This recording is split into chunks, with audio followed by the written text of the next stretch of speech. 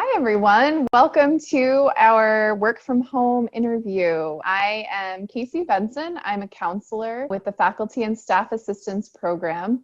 And my guest today is Keri Johnson. Keri is going to talk about her experiences as somebody who is diagnosed with attention deficit hyperactivity disorder, ADHD. Keri, if you don't mind, maybe you can tell everybody a little bit about yourself. Yeah, I'm Keri Johnson. I'm a wellness and fitness specialist for Cornell Wellness.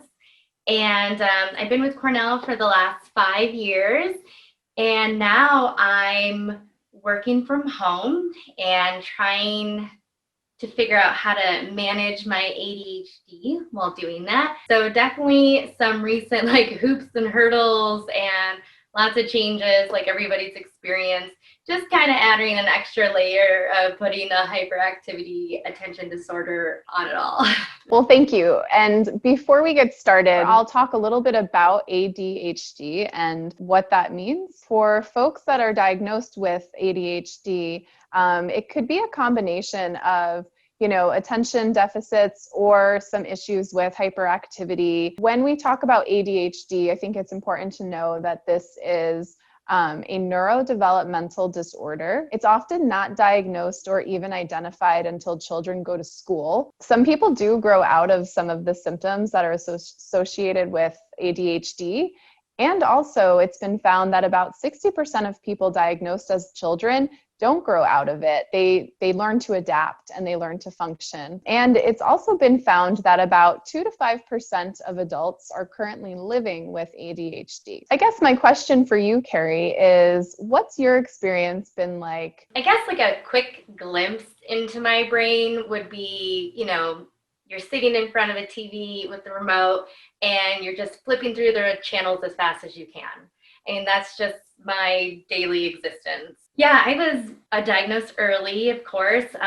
So probably some of my earliest memories are being in school and having a teacher yell at me to pay attention. And I was like, what?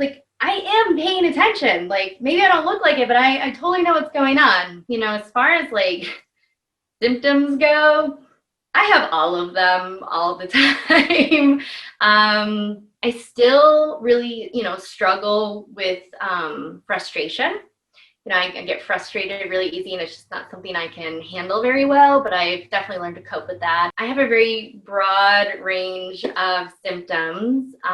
One is hyperfocus, which can be a blessing and a curse. Another thing that is hard is I feel like because my brain's moving so fast, I know where people are going, I kind of get what they're going to say, but I have to wait for them to stop talking. So thank you for sharing all that. I think that painted a really good picture of an adult with ADHD. So I'm wondering if you could share with our viewers some strategies that you have maybe in general to keep your life on track, but also and especially during this work from home period of time. In my early 20s, I made this conscious effort to figure out how to make this work for me because, it does bleed into my social life and my work life and my home life and my relationships. So I made a lifestyle change and I went to minimalism and my life really changed a lot.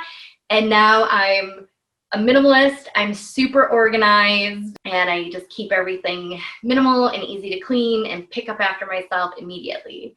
And I probably have the cleanest desk in my office space. Working from home, I have to be very diligent and my day starts out early because I do have a 10-year-old son who's in 5th grade that I'm assisting with school right now. I have to start my day with writing my schedule out and creating a priorities list. But I have to be 9 to 10, I'm working and this is what I'm working on.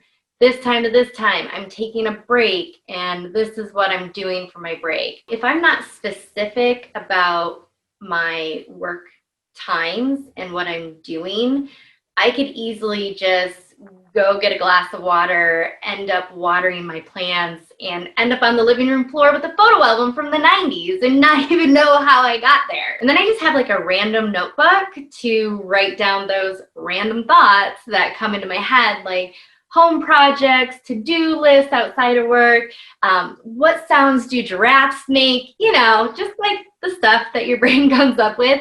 But if I don't write it down, it will just continue to ruminate in my head and swirl around. A big part of that is eliminating distractions. Like the phone doesn't come to my desk. I have a standing desk so I can wiggle around, and I put my office upstairs in our family room. So it's like I go upstairs to work and then I go downstairs to take a break. So it just kind of creates this space and separation. When I'm at my desk, I know it's go time. It's time to focus. I'm working. And then when I walk away from that, I can kind of let my brain go off and wander around like it really wants to. So that, designated time. I also put in micro breaks where I go check in with my son and I pick something up, do the dishes, meditate, stuff like that. Something else I know about you too is that you like to exercise. How do you build that into your day? Releasing of energy, being physical. I would consider that my ADHD superpower. I've always been great at sports. I work in wellness and I'm a fitness specialist. So luckily, this need for something, my passion and my career are all beautifully intertwined. It helps me focus. It's a must. It sounds like you've really developed a lot of strategies for yourself. How does it go for you at work? Do people know that you have this diagnosis? And, is that something you talk about with your supervisor? And how do they respond? There's definitely no hiding my ADHD. But yeah, my supervisor knows. I told her very early on in my employment because I need her to communicate with me in a kind of specific way. I need her to be direct, no gray areas. It needs to be black and white, additional check-ins. Because sometimes I get confused with my priority list because I get so much going on that I'm like, okay, I could do this, I could do this, I could do this. What should I do? And she's like, do this. And I'm like, all right, I'm off. Here I go. It's going to get done. Thank you. My colleagues, I think, will kind of laugh when I blurt out things, especially when it's totally off in left field. But my mind's going so fast, I'm just like, oh guys, I forgot to tell you.